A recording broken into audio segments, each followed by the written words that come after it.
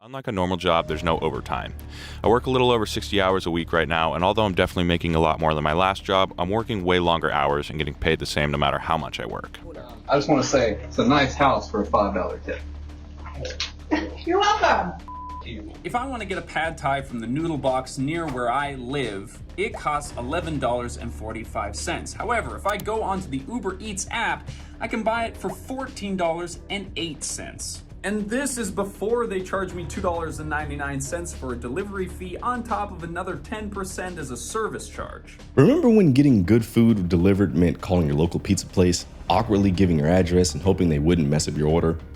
Maybe you get lucky and they throw in an extra garlic knot or two. Ah, the good old days, when delivery was a treat, not a daily habit. However, fast forward to now, and food delivery has been transformed into a $150 billion industry, thanks to apps like Uber Eats, DoorDash, and Grubhub, to say a few.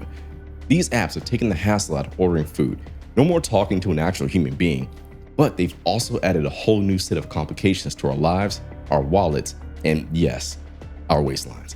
With just a few taps, you can summon anything from a greasy burger to an artesian avocado toast, all without having to put on pants. And let's be real, who's not guilty of scrolling through their options at 1 a.m., justifying a $20 delivery of ice cream just because you deserve a sweet treat? But while these apps have made our lives convenient, they've also stirred up a pot of problems that no amount of sriracha can fix. We're not just talking about the guilt of paying $15 for a sandwich that generally costs $5 in the store, although that's definitely part of it. In this video, we're diving deep into the rise of food delivery apps, how they change the way we eat, and the hidden costs that come with all that convenience. We'll also uncover the ways these apps are sticking it to small businesses, one delivery fee at a time. So buckle up, because this ride is about to get as bumpy as the roads your delivery driver is navigating. Assuming, of course, they can find your house without calling for you for the third time. My name's Mark, and welcome to my channel. I make deep dives into the dark world of money, power, and business, empowering you, my cherished viewer, with all the tools you need to take control of your future. Be sure to hit the like button and subscribe, and hit the bell icon as to not miss out on my weekly uploads. These videos take quite a while to make, so your support is greatly appreciated. Now tap in, and I'll explain.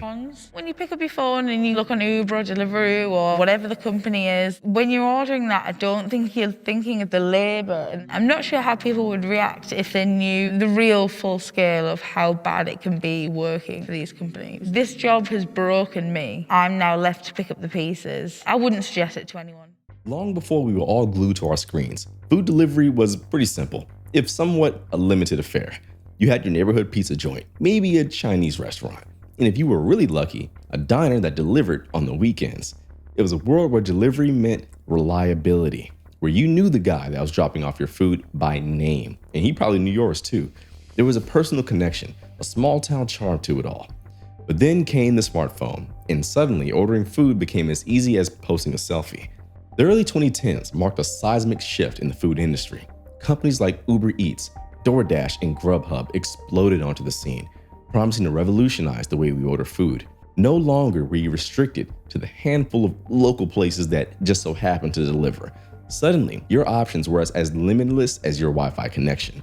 And let's not forget the real game changer, tracking your order in real time. Watching that little car icon inch its way closer to your house became a new form of entertainment, a modern-day version of watching your water boil, only much more satisfying.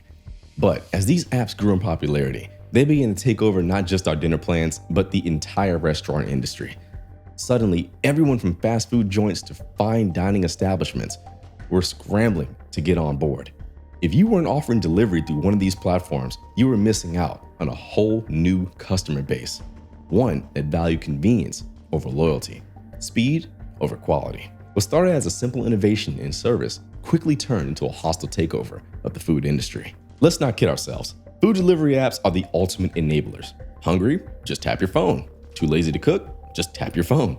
Hungover and desperate need of greasy carbs? You guessed it, just tap your phone.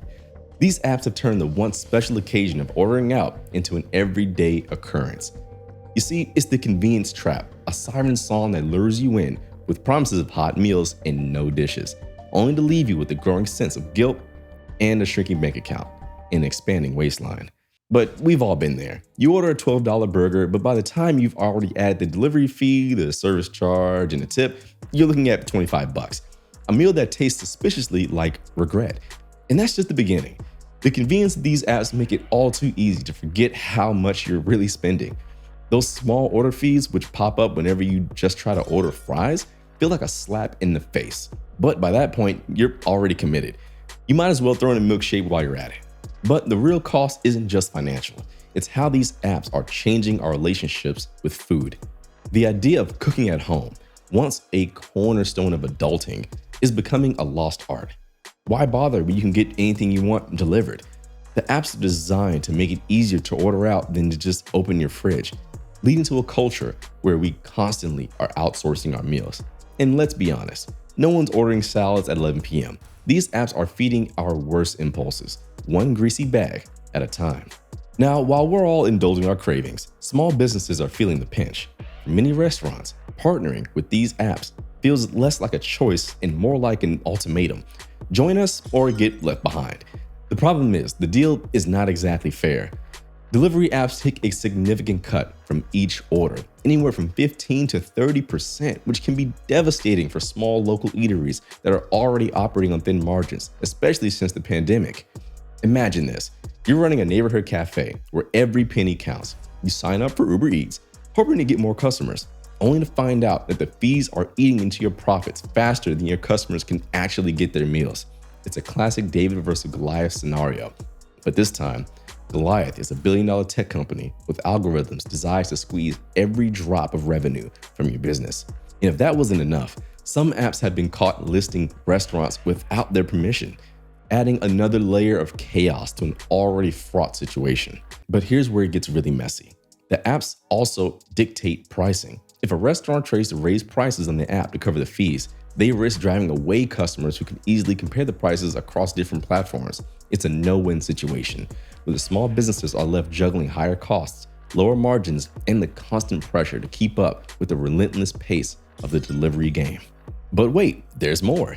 Beyond the financial toll, there's a darker side to these apps that's worth considering. Delivery drivers, those essential workers who make our late-night cravings possible.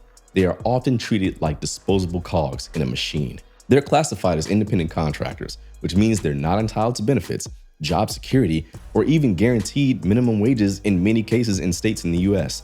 They're also the ones who bear the brunt of customer complaints, traffic jams, and the general chaos of the delivery world. These drivers hustle to make ends meet, juggling multiple apps and working long hours while having to navigate the tricky waters of the gig economy work. The reality is that many drivers who are often very young are barely scraping by, despite the fact that the industry they're supporting is raking in billions.